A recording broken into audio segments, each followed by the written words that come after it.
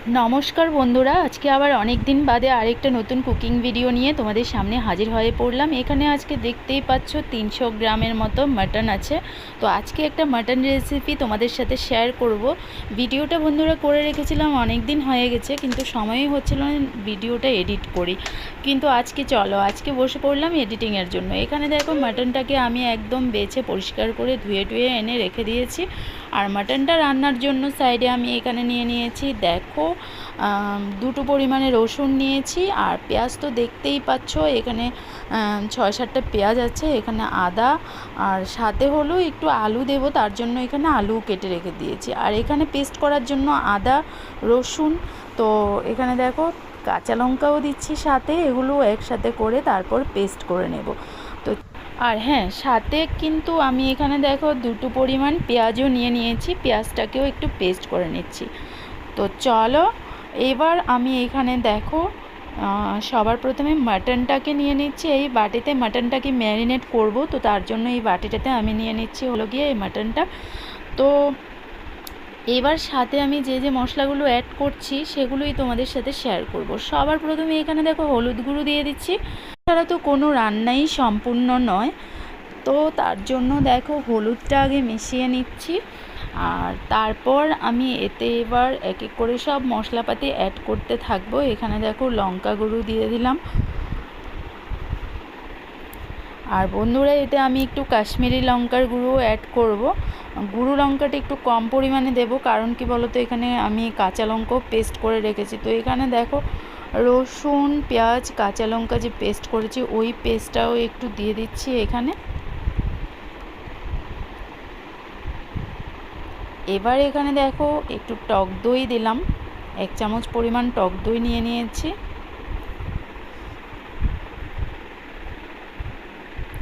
তারপর দিয়ে দিলাম হলো গিয়ে সর্ষের তেল। এবার স্বাদ মতো নুন অ্যাড করে নিলাম।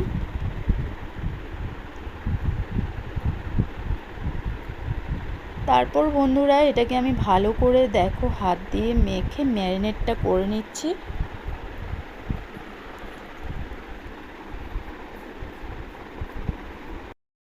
মাটনটাকে ম্যারিনেট করার পর এবার দেখো এভাবে একটা থালা দিয়ে আমি এটাকে ঢেকে এবার ফ্রিজে রেখে দেব আধ ঘন্টার জন্য। বেশি সময় আমার কাছে নেই, তোমরা চাইলে 1 ঘন্টাও রাখতে পারো।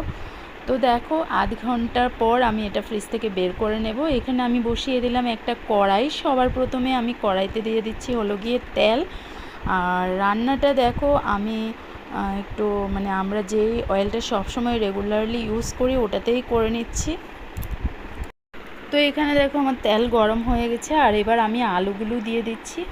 আর আলুটাকে দেওয়ার পর বন্ধুরা, এখানে আমি একটু হলুদ গুঁড়ো অ্যাড করে দিচ্ছি, একটু কাশ্মীরি লঙ্কার গুঁড়োও অ্যাড করে দিলাম। আর দেখো এবার আমি আলুটাকে একটু ঢেকে ভালো করে একদম লাল লাল করে এটাকে ভেজে নেব। তো এই পর্যায়ে দেখো বন্ধুরা, আমার আলুটা মোটামুটি ভাজা হয়ে গেছে। আর এবার হলো গিয়ে আমি আলুগুলো তুলে নিচ্ছি।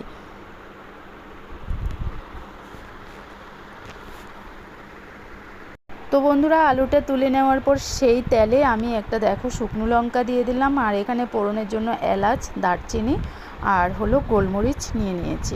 তো দেখো আমি এটা ফোড়নে দিয়ে দিলাম। আর এখানে আমি দেখো পেঁয়াজ কুচি দিয়ে দিয়েছি, সাথে হলো একটু রসুন কুচিও অ্যাড করে দিচ্ছি। আর বন্ধুরা, এখানে পেঁয়াজের কালারটা খুব সুন্দর আসার জন্য এতে আমি একটু চিনি অ্যাড করে দিচ্ছি দেখো।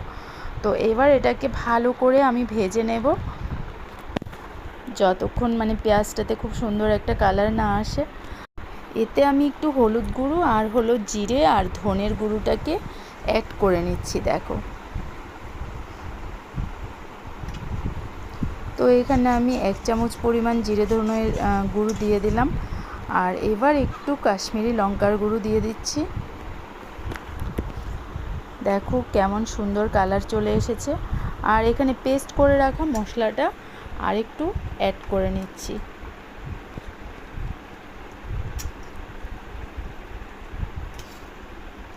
তো এটাকে ভালো করে নাড়িয়ে চাড়িয়ে দেখো আমি মিশিয়ে নিচ্ছি। আর আমার তো বন্ধুরা, মশলা কষানোর পর এবার দেখো আমি মাটনটাকে অ্যাড করে দিচ্ছি, যেটা আমি ফ্রিজে রেখেছিলাম।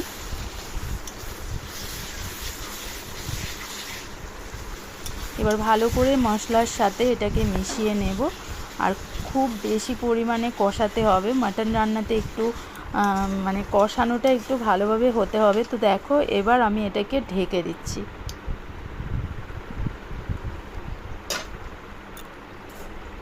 তো কিছুক্ষণ পর ঢাকনা তুলে তোমাদের সাথে একটু শেয়ার করলাম।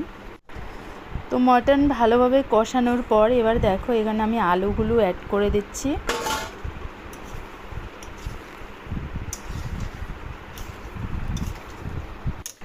তারপর বন্ধুরা আরও কিছুক্ষণ কষানোর পর এবার আমি আলুগুলোকে দেখো তুলে নিয়েছি মোটামুটি। এবার মাটনটাকে নিয়ে নিয়েছি কুকারে, এটাকে একটু আমি সিটি দিয়ে নেব।